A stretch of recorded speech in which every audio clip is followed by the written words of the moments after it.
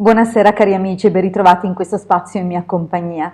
Vediamo come conclude finalmente il capitolo numero 6, un capitolo molto lungo del libro Fra Batto e il Mago scritto da Franz Bardon e che abbiamo cominciato a leggere già da qualche tempo.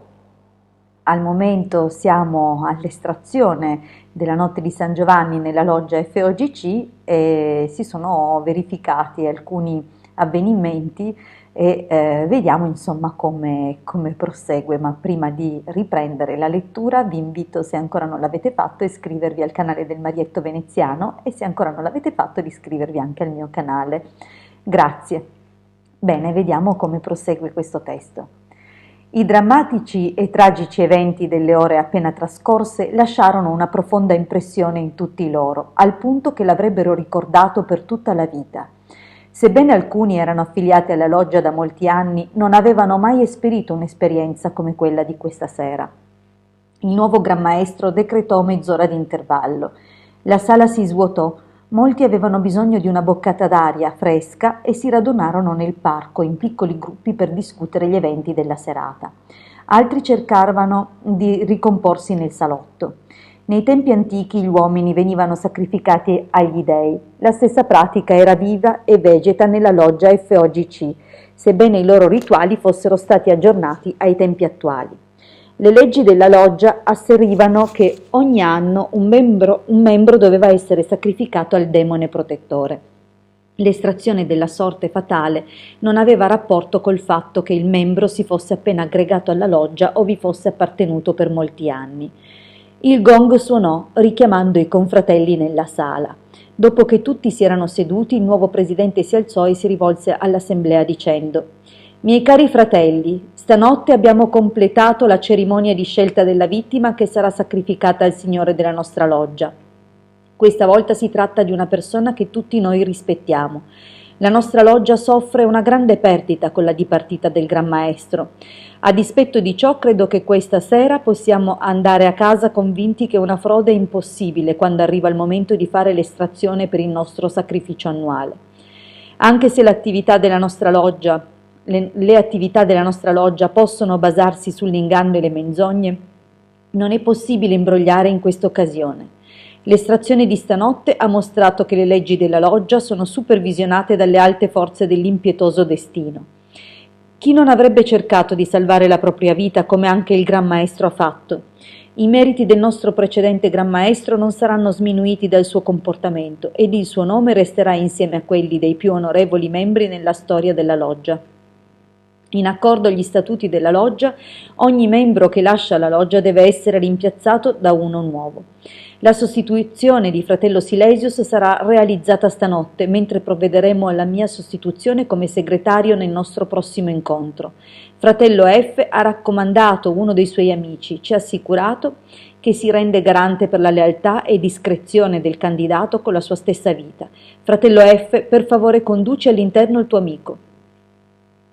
Un membro del circolo lasciò la sala e ritornò qualche minuto dopo con un giovane uomo.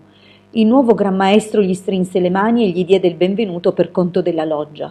Si scusò per la lunga attesa dicendogli che complicazioni impreviste si erano verificate riguardo certi rituali. Lo straniero aveva già accettato le condizioni per l'ammissione, quindi era solo una questione di farlo giurare e di dargli un nome ed un numero. Al nuovo membro fu dato il numero 2 ed il nome di loggia C. Con solenni giuramenti C promise di conformarsi agli statuti della loggia e gli fu assegnata un'entità demonica per la realizzazione dei suoi desideri. Egli fu istruito nei modi e mezzi per trattare con questo essere e come dovesse tenere un diario delle sue attività. Gli fu rivelata una formula che avrebbe potuto usare nella lotta telepatica e in magia nera. Egli fu anche informato sui nomi di loggia degli altri fratelli, ma non dei loro nomi civili. All'interno della loggia erano usati solo i nomi di loggia. Quando la cerimonia di iniziazione per il nuovo membro fu terminata, il nuovo Gran Maestro chiuse ufficialmente la sessione. Era già passata la mezzanotte, dunque il circolo si dissolse velocemente, lasciando il nuovo Gran Maestro solo a completare il rapporto. Dopo aver finito il suo lavoro, andò nella stanza dove il precedente presidente e Gran Maestro era stato portato dopo la sua sentenza. Abbastanza sorprendentemente giaceva ancora sul divano, mezzo incosciente ed incapace di muoversi senza assistenza. Poiché il nuovo Gran Maestro era medico di professione, risolse il problema nel suo modo usuale.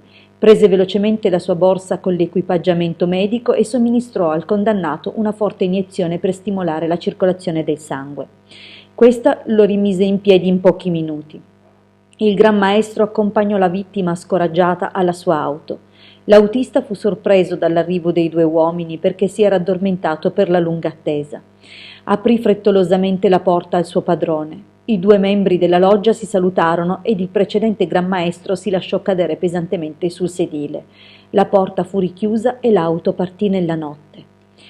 Pensosamente il nuovo Gran Maestro seguì la vettura con gli occhi. Alla fine tornò verso il palazzo della loggia, chiuse con cura a chiave tutte le porte e tornò a casa. Dopo un'ora di viaggio il Gran Maestro deposto arrivò nella sua villa. L'autista lo aiutò ad entrare in casa, sorreggendolo per il braccio perché appariva ammalato ed apatico. L'autista chiese se c'erano ulteriori ordini, ma fu congedato con un gesto della mano. Il servitore quindi sparì rapidamente e silenziosamente. Debolmente il Gran Maestro incespicò verso il suo studio e stancamente si allungò sul divano. Incapace anche a pensare di dormire, fissò costantemente il soffitto con occhi inespressivi. Come in un film, gli eventi più importanti della sua vita gli passarono davanti alla mente. Visioni di infamità, frodi, bugie e assassini. Il rimorso gli era stato estraneo per molto tempo. Anche il suo incerto futuro da schiavo dei demoni non era sufficiente per deviare i suoi pensieri verso una direzione positiva. Invece la rabbia e l'odio per ogni tipo di forza positiva lo tenevano prigioniero, mostrandogli una soddisfazione possibile solo ad un mago nero. Di quante maledizioni si era caricato solo per acquisire beni materiali. Ora doveva lasciare tutto alle spalle, perché conosceva le leggi spirituali e non c'era nessuna salvezza in questa situazione. Non c'era modo di scappare dai demoni. Distrattamente si alzò, versò del vino in un bicchiere e prese un piccolo pacchetto di polvere da un armadietto. Mise un pizzico di polvere nel vino e portò il bicchiere alle labbra con mano tremante, cercando di zittire la risata sprezzante che sembrava riempire l'intera stanza. La testa cominciava a girargli e svuotò il bicchiere in un sorso. Una sensazione bruciante lo fece sobbalzare per un istante ed egli si bloccò come incantato, con gli occhi persi nel vuoto. Poi il bicchiere gli scivolò tra le dita finendo in frantumi. Barcollò e cadde sul pavimento senza vita. Il veleno aveva compiuto il suo lavoro. Così terminò la vita del mago nero S, giustiziato dalla sua stessa mano. Bene, questo è l'epilogo del capitolo 6, è chiaro che la storia prosegue e col capitolo 7 chiaramente riprenderemo la lettura domani, sperando che la piccola pelosetta Luce non venga nuovamente a distrarmi, perché è stato difficile mantenere la concentrazione. Comunque spero che il racconto vi abbia appassionato come sempre. Dunque lo riprenderemo domani, mi raccomando, se ancora non l'avete fatto iscrivetevi ai nostri canali, il canale del Marietto Veneziano e il mio canale, che il vostro sostegno per noi è molto importante. Vi ringrazio, comunque ci possiamo trovare tutti i giorni nei canali dei nostri social, nei gruppi dei quali vi lascio il link in descrizione.